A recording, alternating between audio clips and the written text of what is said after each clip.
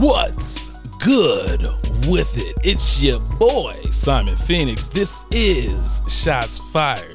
What up, what up, what up? So, as I usually do, I tell y'all I dig off into the magic bag. You know, that basically means that I always got somebody on deck. So, I've been talking to a lot of the dudes I got a lot of respect for in the game. Had a chance to really get some kicking it's going on. And what I was told was, you got to go holler at Sarge the Dame.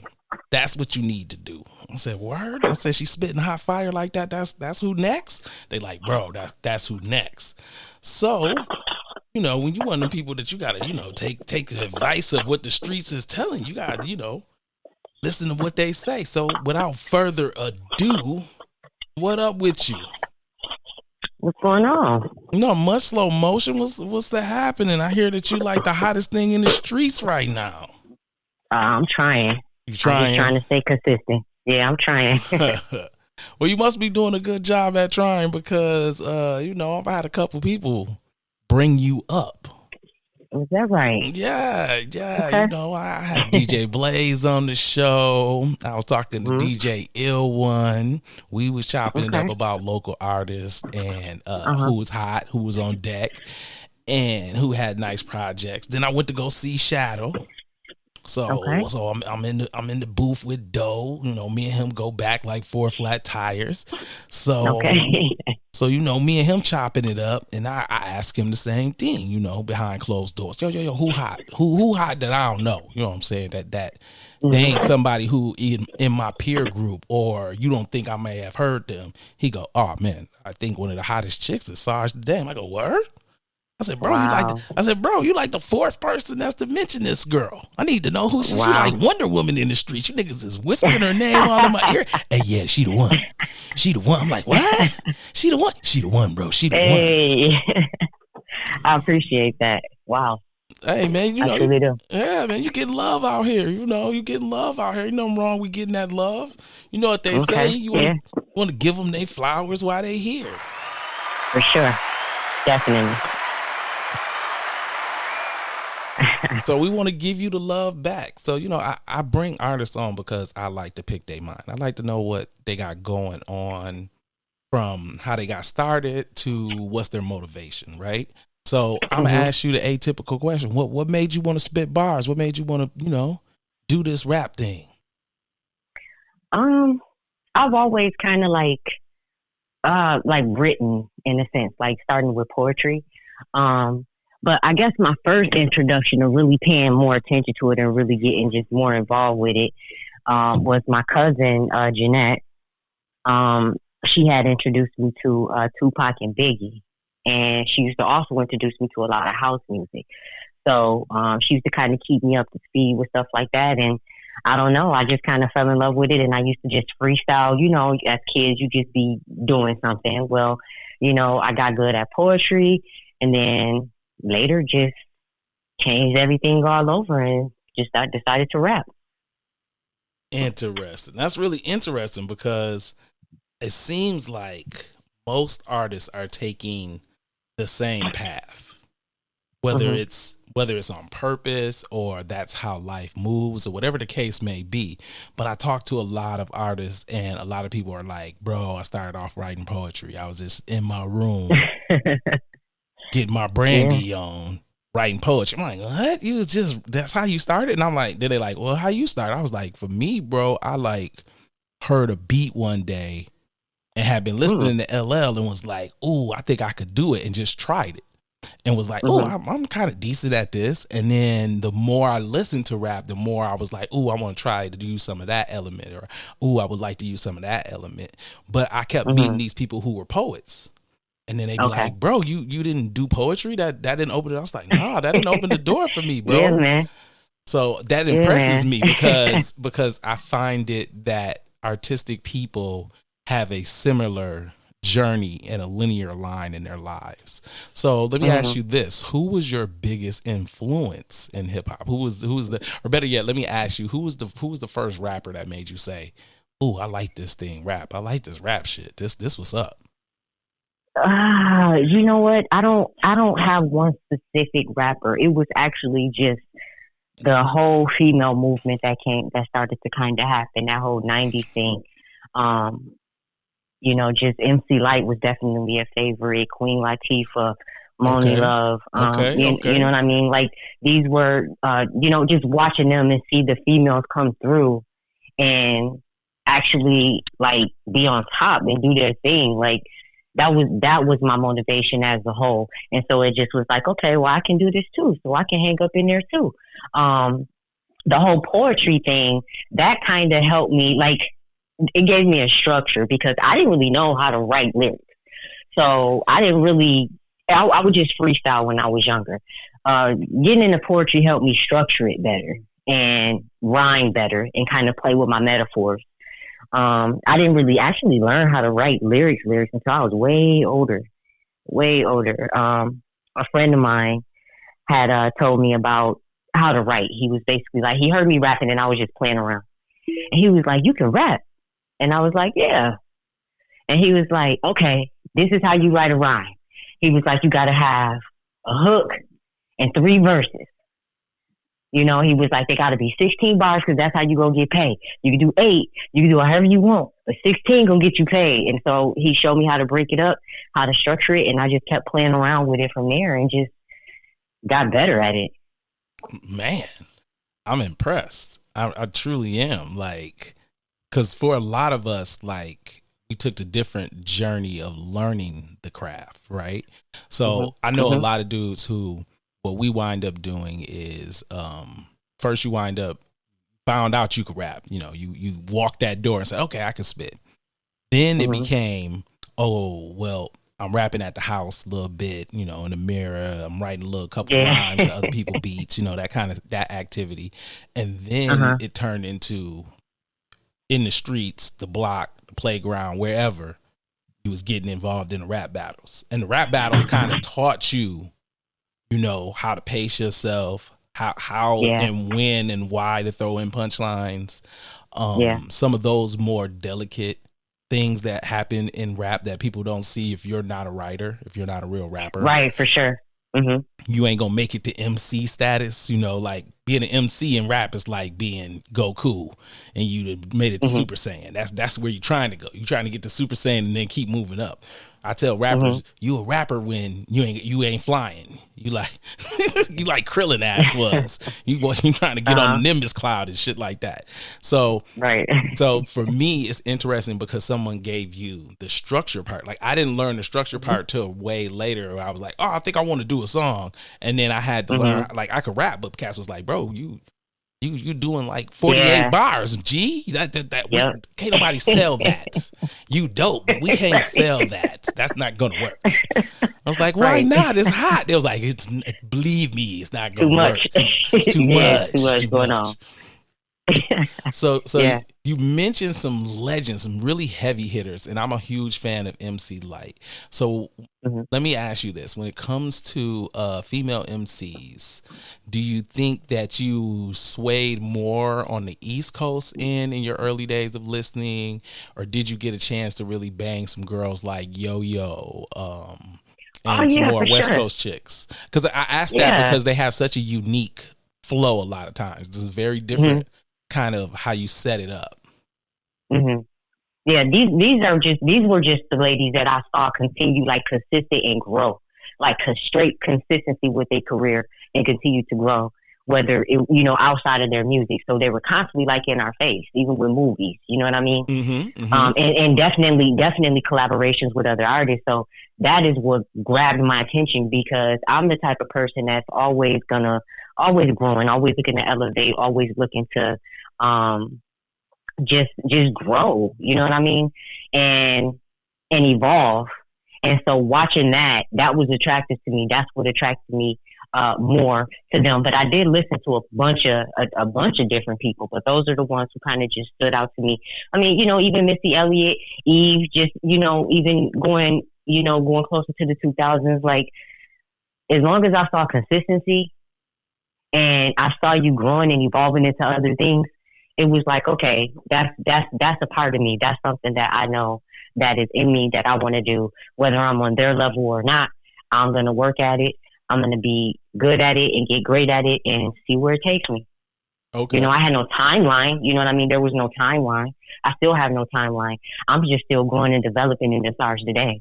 And every song that I write and to every album that I start to make, I feel like it's a better part of me. You know, I'm getting better every single time, and I'm happy with that. I'm good with that. I think that's like the perfect attitude to take when you step off into hip hop. I often quote Redman to people and be like, yo, you know, if you listen to somebody like Redman, he is the blueprint for a great artist career. And they go, what, really? And I'm like, yeah. I said, you know, because the difference between a Redman and, you know, let's take somebody like DJ Quick, right? Mm-hmm. I was like, DJ Quick, you can look at his career and you can say DJ Quick had a bunch of huge hits. DJ Quick moved a lot of units and he's a household name, right? And people go, yeah. And I say, but Redman is like the most consistent guy in the game. I said, the dude's touching 50.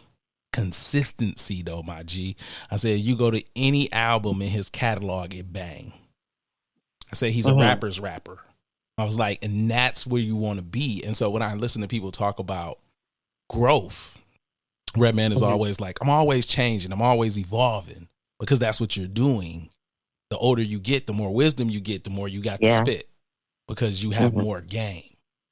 And really, but you also got to figure out how to place it as well. Yeah, you know what I mean? Definitely. You got to figure out how to place it, and that can be a struggle sometimes when I'm writing, because it's like, okay, with all this wisdom that I have for getting older, how can I still keep it kind of on a level to where I'm not dumbing it down, because that's just not what I'm gonna do. You know what I mean? Like, I'm just not gonna do that. But it leads down to a level to where it can kind of be spread across the board. I'm talking man, woman, child, black, white, it don't matter. You know what I mean? I'm trying to spread it across the board, and that's what I try and keep in mind when I'm writing. Well, it sounds like to me you're trying to make it consumable for a little bit of everybody without jeopardizing the intellectual property. Right. Or me. Well, definitely. Or me. Yeah, you know. I know a lot of people don't know there's a line of integrity in hip hop. And we don't a lot of times talk about it, because we are set up from a point of view of we don't want to be haters, right? And so there's some of us who are like, yo, I would never rap over a classic beat that a classic rapper didn't touch. Like, I would never redo your song, bro. And then there's others of us that would be like, oh, definitely I would redo your song. I don't give a damn about that was your hit. I'm all over it, right? And so so you're looking at the scenario and you weigh it up, and then there's some of us who are like, I would never bite somebody's rhyme. That would never come out my mouth. I wouldn't get close to quoting your shit.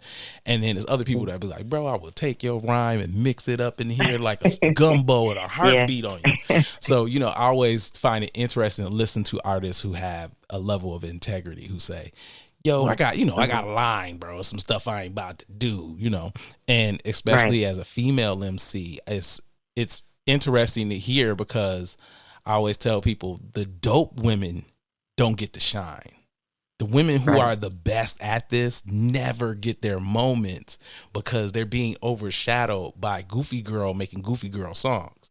And it has a place and time, don't get me wrong, but when you're based off, the sport is based off of, it's about skill. It's about it's about lyrical integrity. It's about being able to shine over the beat, not just ride the beat.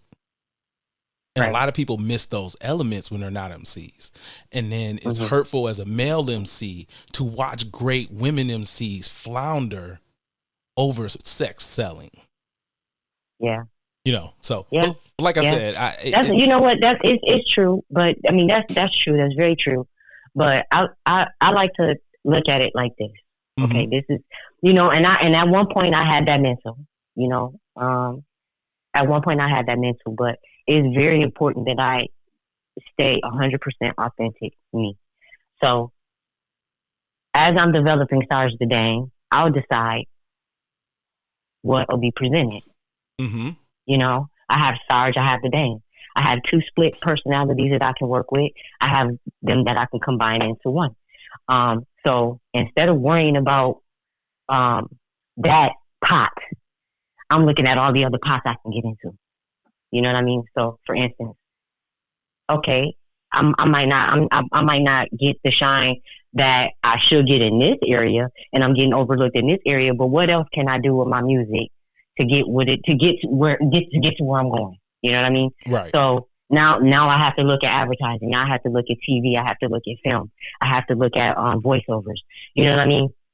These are places that I can utilize my talent and still be 100% authentic. Sarge the Dame.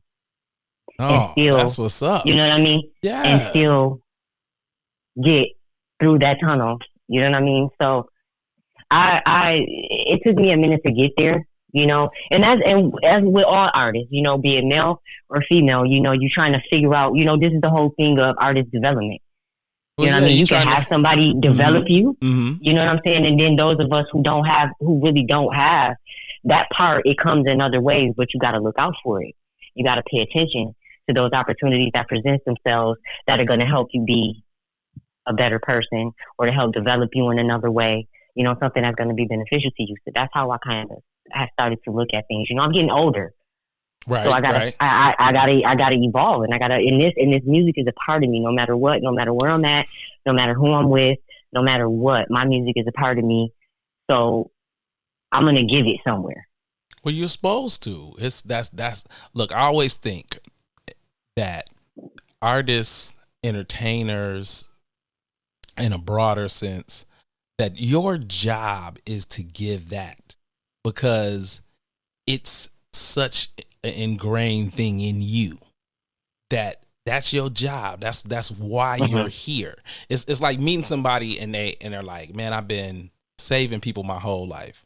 I got into medicine to save people. That's why you here. That's your job. You love doing it, don't you? They like, yeah, how you know? I'm like, because that's what you're supposed to be doing. The meaning of life is very simple. We just overlook it. That the real meaning is find your niche, and once you do, you will be very happy and content. And that will make other people happy and content, because joy is infectious. It's like it's like the worst of the greatest diseases. Like, it's such an awesome thing. You know what I'm saying? Because when you're in a good spirit, you pass that good spirit on to the next person. Or as we say, that vibe. You know what I'm saying? You want positive vibes. And so to listen to artists like you say, I'm willing to walk around the whole field of entertainment and things to do.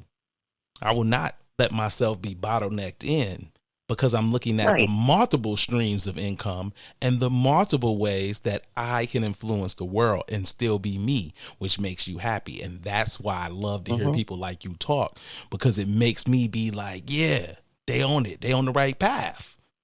Once you find the path, you good. It don't matter how it really end up. You know what I'm saying? You can be an artist and put out 1 billion CDs and go wood 29,000 times. But if you got 5,000 fans that's riding with you and you figured out how to make money, now you in the game. Like, we just got to talk about Tech Nine the other day and how he basically pulled a Prince in hip hop. Oh, okay, y'all, I don't need a major. I'm going to build my own. That's what I'm going to do. I'm going to build a major complex. I'm going to be running around slinging CDs. This is in the 90s when cats wasn't really doing it like that. I'm going to sling CDs. I'm going to sling my T-shirts. I'm going to sling all my stuff. I'm signing everything. And I'm going to keep it moving like that my whole career. So for me, it's like it's always a different path to get to where you're going. The key is being able to say, I'm willing to switch gears and try something different to get to that path. So that's very, you know, like I said, it's super commendable. I'm highly impressed. So let me ask you this, right? Independent or major? Which one do you think is a better ride, and why? For me, independent. And again, that goes back to me being able to be 100% authentic to me. I just don't want me to be jeopardized. I don't want myself to be jeopardized, because if I become jeopardized, that messes with my writing. If I can't write, then I can't get to what I need. You know what I mean? Yeah, I can't get that revenue stream that I'm trying to get to. So, I'd rather be independent, learn the contracts, work the deals, and work my way that way. You know what I mean? I'm not a greedy person. So, I'm okay making sure that I get something back that I'm putting out, because I do put, not just my blood, sweat, and tears into my music, but I mean, that's a whole nother income I gotta, feed. That's something I gotta get, that I gotta pay for and do. So of course I want some type of revenue stream coming back off of that. So oh, definitely. I mean, you got to make it make sense. No matter what it is, you have to make it make sense. For me, but I think it depends. I think it depends on who you are as an artist, though. You know what I mean? Like, this is where I'm at, and where I've gotten to, so I'm okay with that. But I think it depends on who you are as an artist. I think if you're a young artist and you really got it, like let's say Justin Bieber, right? Mm-hmm. Okay, like, yeah, you want a major deal with him. He was a kid. He got, that's just like if you're going to punch in the clock or whatever. Like me, I work at the post office, right? I can be, I can retire from there. Right. So the earlier I go in, the more benefit really it is to me come retirement. I can retire early if I went in at 18 years old, if I want to. I can, you know what I'm saying? I can do a lot of things with that.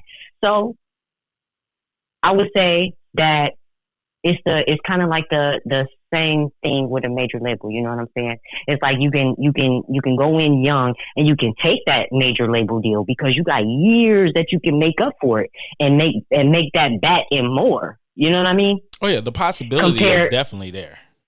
Yeah, compared to somebody probably a little more seasoned in the game. Not even so much. I won't even say so much older, because you can be real young and be seasoned in the game. Young in the sense of 26, 27, 28 years old. You've been rapping since you was like a teenager. You finally kind of get your leeway.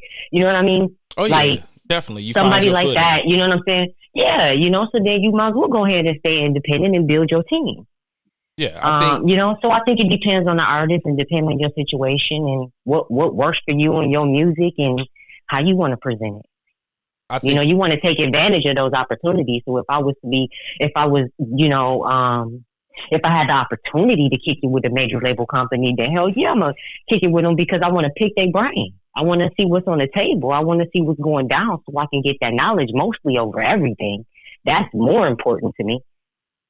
Definitely. I think everything that you said makes absolute sense. When it comes to major and independent, just to reiterate, it is basically how you are as an artist at that moment. I was listening to Slim Thug, and he was giving the breakdown. He's an artist that has been on both sides. He has a niche market. They're going to be there. They were riding with him when he started. They continue to ride with him now, right? And so he was giving a breakdown and saying that his major label debut was a hell of a lot of fun. He got to learn a lot about the business. And he thought that at the time when they came to him, it was just right. That he had already built his market. They couldn't stop it or destroy it. He was able to have a secondary deal that made it possible that he could continue to do his underground independent music along with him being part of a label. So it made it a situation for him where in his explanation of the situation, he's just like, it set me up in a way that I could learn everything I needed to learn about the game that I was missing, but it also gave me a chance to be able to meet and foster relationships within the game. And so and he was like, but I still was able to keep my original money, my original team, the people I was riding with, and they were riding with me. I was able to keep that. Right. And so, I as he should. It worked. You know what I'm saying? Like, why would they? He made it work. Why would that major label want to take that away from him? Like, yeah, you got to take advantage of the opportunity. Yeah, but they looked at that situation like that was more of a, how can we get some of this money? Because that's all that boils down to. but put it like this: he's coming from Texas. And the idea of an artist coming from Texas is you could go gold in Texas. Let that sink in. That it's enough people in Texas that listen to hip hop that you can go gold in Texas and not do nothing nowhere else. And so the label was like, okay, we need a piece of that pie. Who can we talk to? And that's how they got into the game. And then if you notice during that time period, then you had a huge Texas swing where you had him and you have Chameleonaire, and then what's the one dude? I don't want to say my man name wrong. He had the Gold Grill, and his partner was the Asian dude that made the grills. That was their thing. And they made Pow Wow. Shoot. There we go, Pow Wow. So so Pow Wow dropped. And so you had a Texas movement, and that was all based off of they were getting money in Texas without needing anybody else. And I thought that was so interesting that he talked about that, and he related it to the fact that he was an independent artist that had a major deal and how he worked that deal. So how about this? How about we take a break? Play a couple commercials real quick. You know what they say, you got to pay them bills. We pay the bills. Then when we come back, we'll talk about the new project, what you got in the works, where people can find the music, where we can get familiar. You know, you dig what I'm saying? Yeah, I got you. Okay. All right. We're going to play some commercials. I'll be right back. Okay.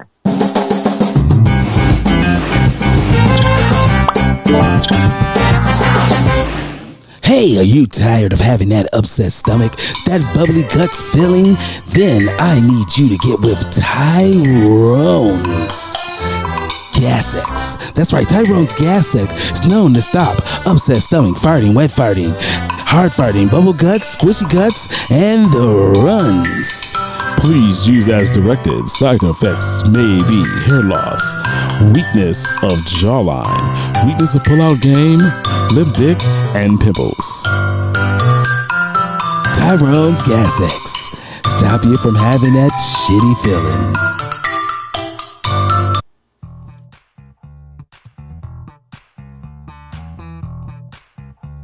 Hey! Remember back in the days when you used to jump on the dance floor when you heard a groove like this, but your body just won't let you do it any longer? Well, hey, I got the situation set for you, baby. What you need to do is get with Earl's Aspirin Cream. That's right, Earl's Aspirin Cream. Earl's Aspirin Cream is made from the finest ingredients in America. That's right, here in America, baby. And anyway, Earl's Aspirin Cream is good for those hurting knees, that bad back, those elbows, and those shoulders. And if you don't want to take it from me, then go ahead and listen to one of Earl's happy customers. Let me tell you, get yourself some Earl's Aspirin Cream, baby. I had a fractured, fucked up hip. I was sitting there in a nursing home of all places. I sat there, I was up and down that nursing home after I sat there and took some Earl's Aspirin Cream. And I ain't no nurse, baby. Earl's Aspirin Cream gave me that marathon strength. That's right, Earl's Aspirin Cream. Side effects may include bigger balls, increased sex drive, harder erection, larger semen release, growth of facial hair, slide while you're walking, and a strong pull-out game. That's right, baby. Earl's Aspirin Cream, here to help you get your groove back. Yeah, you know what it is. Shots Fired podcast popping. Welcome back to Shots Fired with Simon Phoenix. And we are back with Sarge the Dame. I'm your boy, Simon Phoenix. This is Shots Fired. You already know what it is. So, let me ask you this. Where can we find the music at? I have my new album out now called This Is 2020. It is now streaming on all platforms. I originally released it only on Dat Piff. And I just recently released it on all streaming platforms. So you can get it on iTunes, Apple Music, Pandora, iHeart. Wherever you feel comfortable going to listen to your music, I will be there. Okay. You sound like me when I tell people where to get the podcast at. They be like, Simon, where can I listen to your show? I can't wait to run that line off. Oh, baby, I'm everywhere. I'm on Spotify, iHeartRadio, Apple Music, Apple Podcasts, Google Podcasts. Bro, wherever there's a podcast, I'm there. Look me up. That's how I feel about it. So I'm happy that you ran it off like that. You don't know how hard it is to get artists to run it off. I'd be like, bro, where the album at? Then it take them a second. Well, you can call my phone. Man, we not going to call your phone. Bro, that's not going to work. You better tell us where your shit is streaming at. Can we find out, please? And then they'd be like, all right, bro, hold on. So I need that stream. Yeah, I need the stream, man. I need to be able to jump in the whip, hit the little Bluetooth button, and be riding with you. I need to be able to do that. Exactly. You know? Anywhere, anytime, any place. Yeah, you know, people act like they don't know where they listen to the music at. Y'all know the best place to check out this person's album is in the car. That's where you are when you're banging it. You in the car. Got to give it the whip test. Yeah, you know, you got to feel, look, you got to ride with it. You got to turn it up to medium at first so you get the vibe. Got to ride around a little minute with it, you know what I'm saying? Yep. You let it play. You pick out a couple songs you like the beat. Let's be honest. We superficial, so we listen to the beats first. I always tell people when you're an MC, you listening to the rapper. But for the average person, I always speak for the average. For the average person, they listen to the beats first. So they in the car, they listening to the beats. They like, ooh, song 4. That's kind of hot. Let me check that out, right? So then you gotta bang it. Gotta slide through the hood one time with it turned up. Check out where they beat bang at. Do this knock. If this is knocking, we might be working with something. You know how we do. So indeed. So I definitely am a fan of that kind of listening to music and just being in love with hip hop and remember where I'm at. So while you was working on this project, right? And you know, I done already checked it out. You know, I'm a dirtbag. I gotta see how I was twerking with if I even get you on the show. I'm just gonna keep it 100 with you. I gotta see. Look, I use twerking different than other people. I gotta see what it's twerking with because I need to know if I'm gonna have my head bobbing or not. You know, like I feel you. Like when it comes to listening to music and comedy, these the only two things I can say is like this: music and comedy. That I gotta take it in. And then let my body and my mind relax, and then it decide if we gonna rock with them. Okay. Because you're biased. You're biased to certain artists, right? So I always tell people it's hard for me to critique my friends. I like them as people already, and then I'm gonna listen to it, and then I'm gonna be biased because I'm looking for you to be great. So a great example of that is, I've been listening to Shadow since we was in high school. So for me, it's not the same as listening to Joe Smo rapper because he rap, because they're not my mans. Like, you know what I'm saying? I see and hear all the places that he's talking about. So I know I'm being biased. So it's a little bit different. But then when it's come to artists like you, I can treat you like I would treat a person who I've never heard before. I don't know you from a can of paint. When I hear them, I can do the fan listen like I described. And so I was able to do that today because I went to the gun range. Brother had to get out here and, you know, get his gun skills together. So you was the theme music on the way to the program. You was what we was on, because I was telling my homeboy who I went with, shout out to my homeboy Cavante, that I was like, man, you know, I got to interview Sarge the Dame tonight, you know, so I'm sorry, bro. We're going to have to listen to her project in the car, man.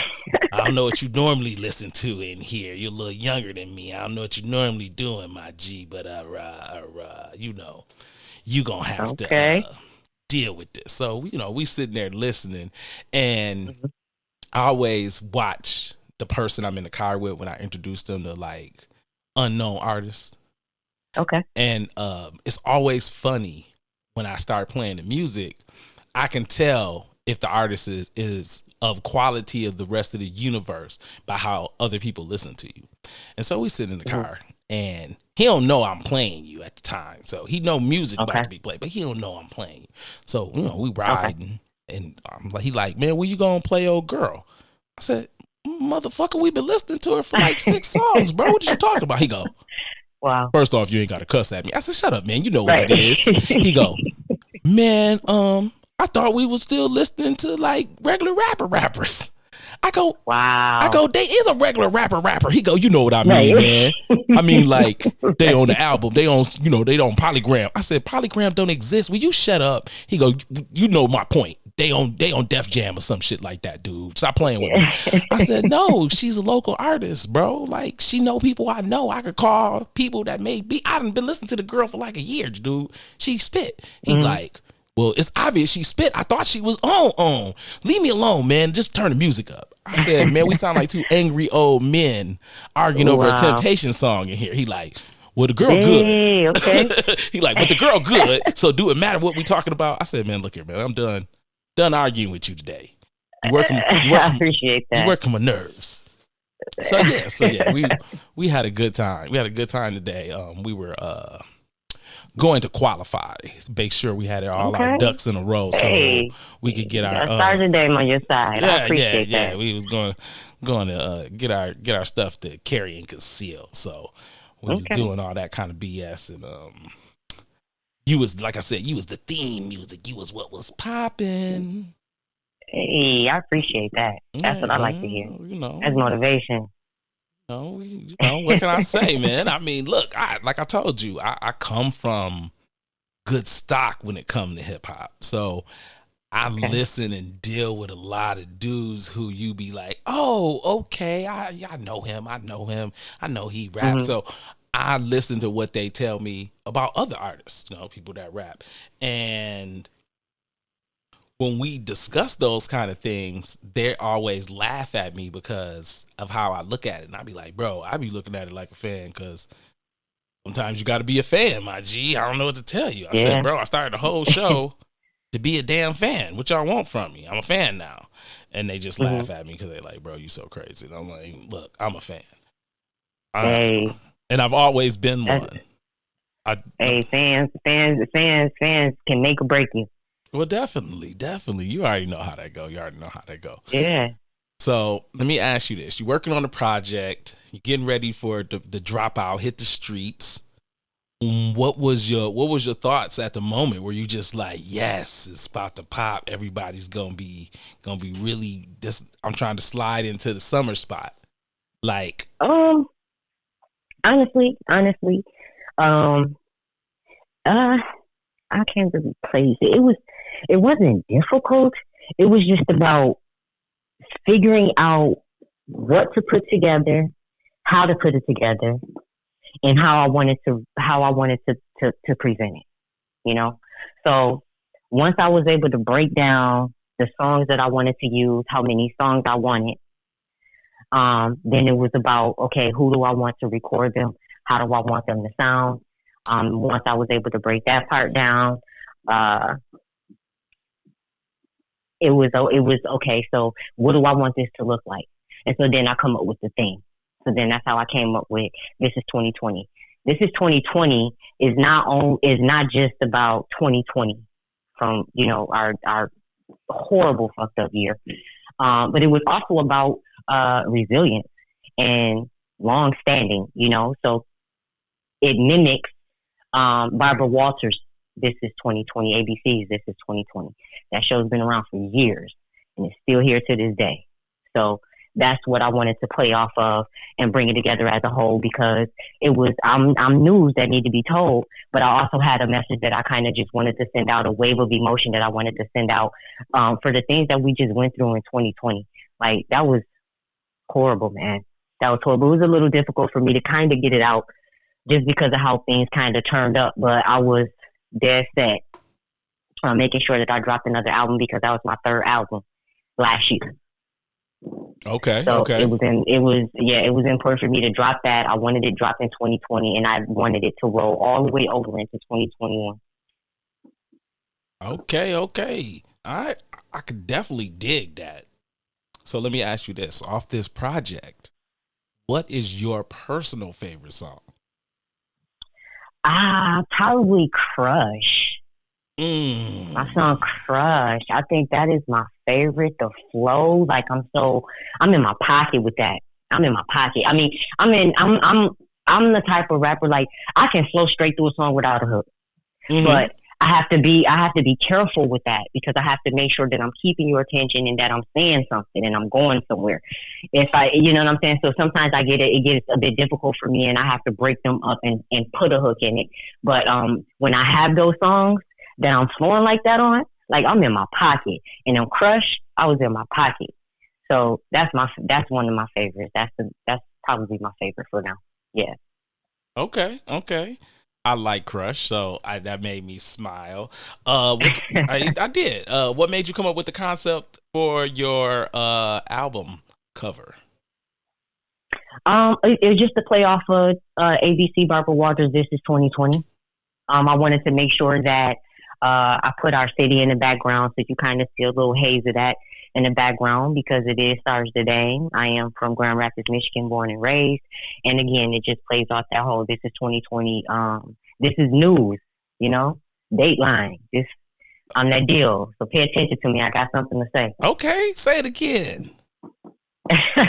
Look, you should, if you listen to my show, I'm quick to tell an artist, get beefy with them. That's what you're here for. Yeah. You're here to be, hey, look here. My album dropped. My name's Sarge the Dame. I'm hot as hell. But check out my joint. Look here. You go, look, first off, look, I normally wouldn't say this to you, but go straight to number 7 and then go back to the top of the album. Yeah. Yeah. You can't listen to me. For real though. This album, I am in love with this album. This album, you can listen to every song. It don't matter which order you put it in. I mean, you should listen to the order, because it really does take you through like a little wave of emotion. It makes sense. But I mean, I am in love with this album, man. I didn't know that I didn't know I was in love until like probably a couple weeks ago, to be honest with you. I just wanted to put out a great album. I wanted to put out something nobody was going to skip through or needed to skip through. I wanted to make sure that it was kind of straight and to the point. So that's why you only have, 8 songs? 8 songs. 8 songs, 4 like interludes, 3 interviews, 1 interlude. Yeah, something like that. Because it's like 12 total. That's what I was. Yeah, that was a goal. You know what I mean? Like, that was the goal. And so when I was able to send that out to family and friends first, and how they were like, I liked all of them. I'm like, okay, so now I have to move further with this album. Now I got to really push this album. So that's where I'm at now. Well, I'm glad that's where you at now, because that means that you hanging out with me. We discussing the project. That I love that. Let's see, what else? It was another song that caught my eye on the project. And okay, I know what it is. So the song is All I Need, right? It's one. Okay. So I'm a dirtbag. I'm telling you now, I'm a straight dirtbag when it comes to listening to rappers, right? If you have songs that say explicit and then you have songs that don't say explicit, I go listen to the explicit songs first. Okay. I'm always curious on why. Like, some people you automatically know, you pick up a Mobb Deep album, it's going to be gunplay, fuck you, we shooting up the party, right? So I get why that gets an explicit label. But when I see an artist where it might be only 4 songs that's explicit on the album, I'm like, ooh, it must have been gangster on this one. Let me check this one out. And so that's kind of how I view them. But I do like that song. All I Need really, really struck a chord with me. I thought that was really smooth. That's a nice one. I thought that was really smooth. I think that you're spot on when you say the album has a nice flow. It does. And it's not sometimes when people are trying to find themselves, it takes you out the pocket, where you can run across those songs where you're like, I don't know, bro.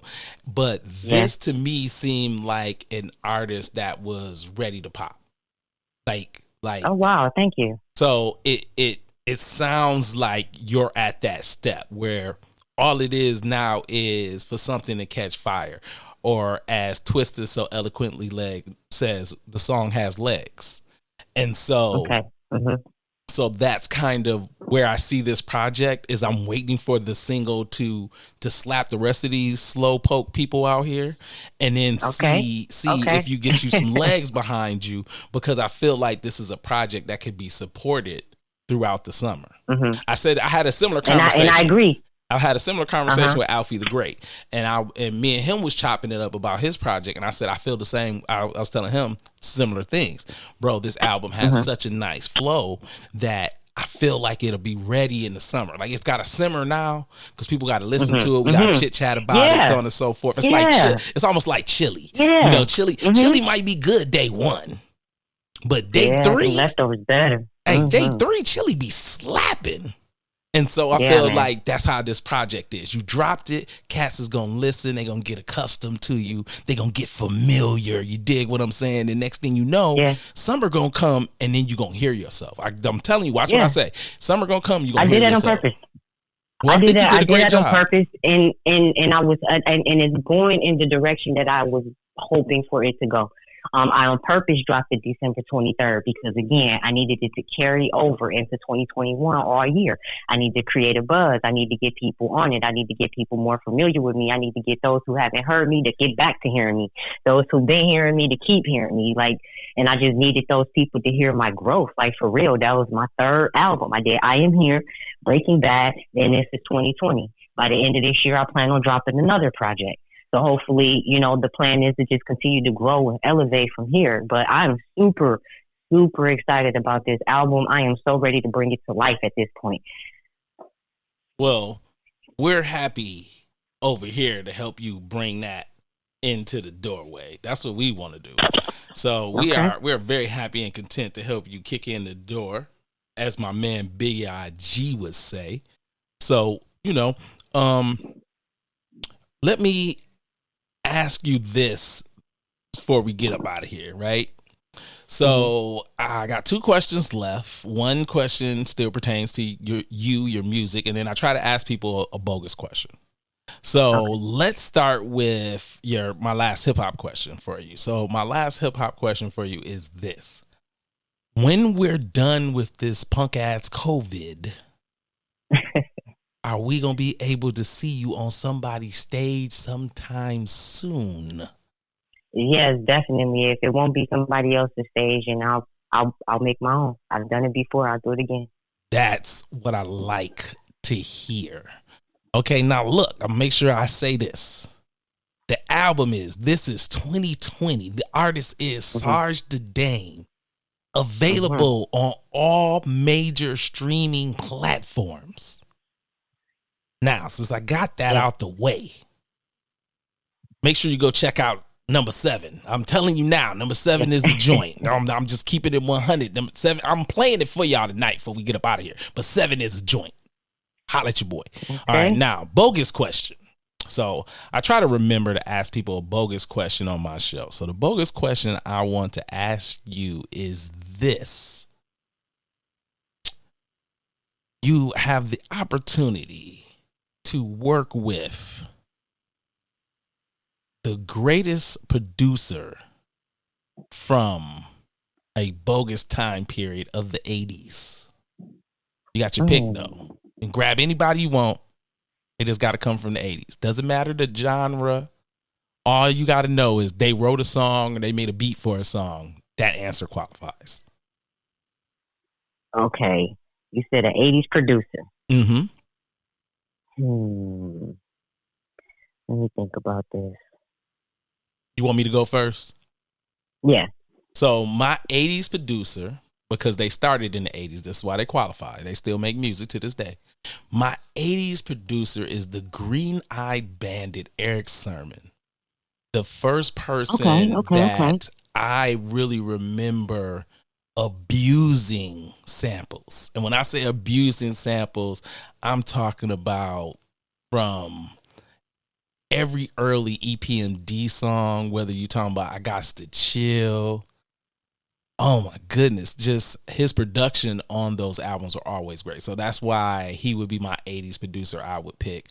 If I was picking a secondary person, then it probably would be Rick Rubin, just because I think Rick will provide me with the production skills of going a little bit of anywhere. And definitely that hip hop rock sound that was popping at that time, he was the master at it. But he also made a lot of real like boom bap beats that people don't even know he made. So those would be my two picks, like off the top of my head. But I could think of doper people just sitting here. I think I originally was gonna say Run DMC or Russell Simmons, and that's only because they had it on lock. Like they knew how to move hip hop. Okay. They learned how to move hip hop, and they made a lot of people. They was feeding a lot of people at the time, and I think that I would have flourished at that time. Well, look, Damien Run DMC is like saying Rick Rubin, because Rick Rubin did a lot of those beats. Okay. So yeah, man, I like across the board, like I think I could have kind of fell into any pocket. Yeah. Well, I think you have a unique enough flow that you would be acceptable in all the eras. Right. Oh, thank you. I appreciate that. You're very, very welcome. You know, I look at hip hop like this, like, and then we'll end off with your music.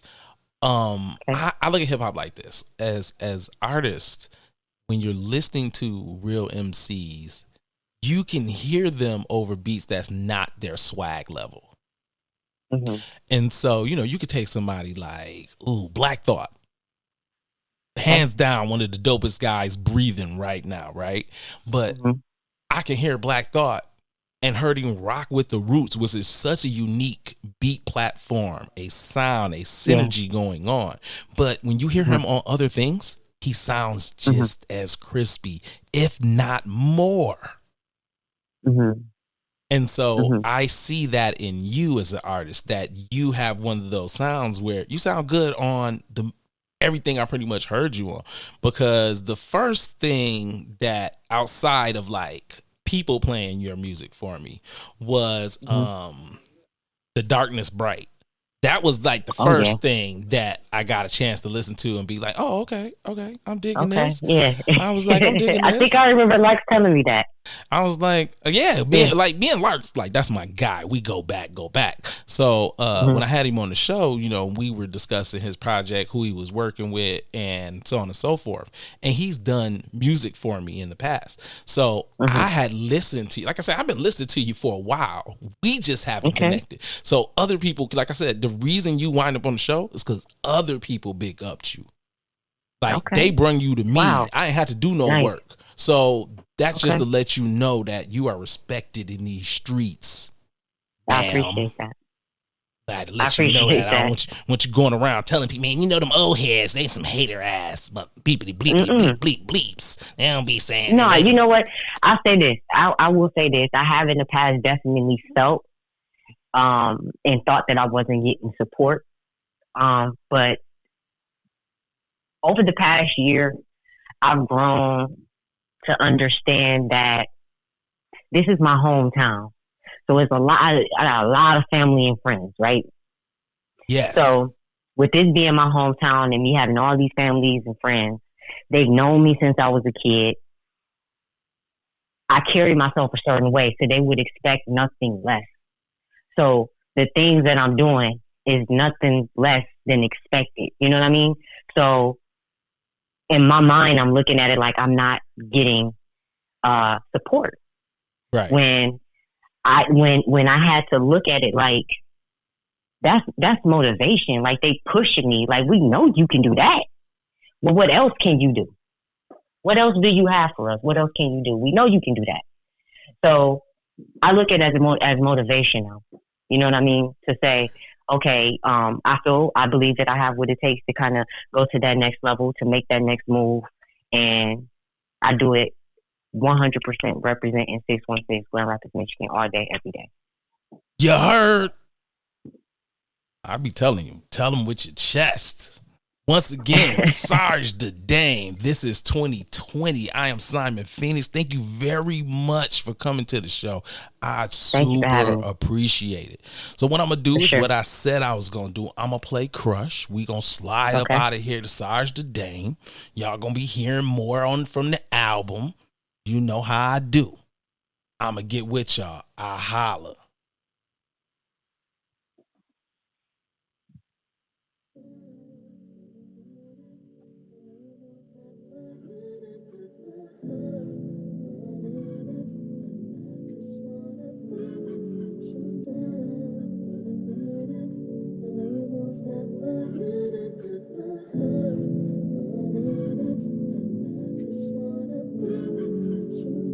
Oh, I thought that we could talk after my shift is over. Pick your brain, made me exchange a couple of think it overs. And again, had you tripping on us. I see you like the way I'm catching all you think you know us. See, I can see the future, baby. And yeah, you in it. I see you rolling over next to me for months, no limit. I don't wanna make you nervous, I just know the ending. Figured if I just started to stay, the show was more interest. Test the waters, let me purify your soul. I don't wanna take it from you, you just need to let it go. Take your time, I ain't in a rush, I wanna see us grow to the tip top. No drop dripping from head to toes, let them really know.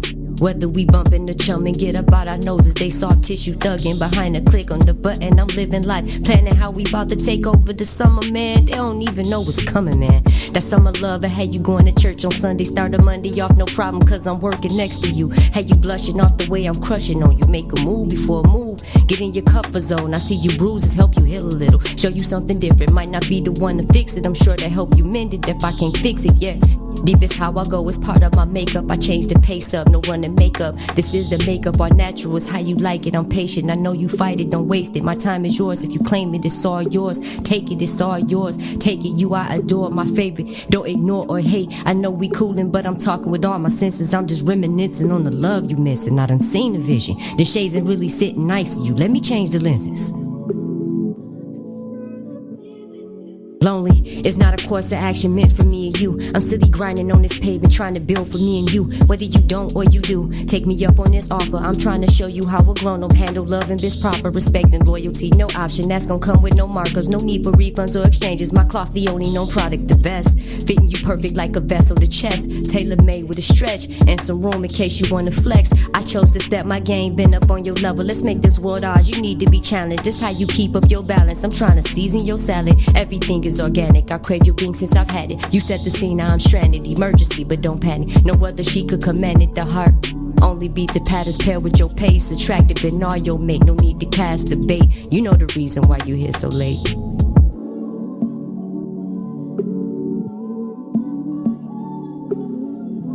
Shots fired, Simon Phoenix. Sarge the Dame, go pick up the joint. This is 2020. I'm gonna get at y'all. Peace.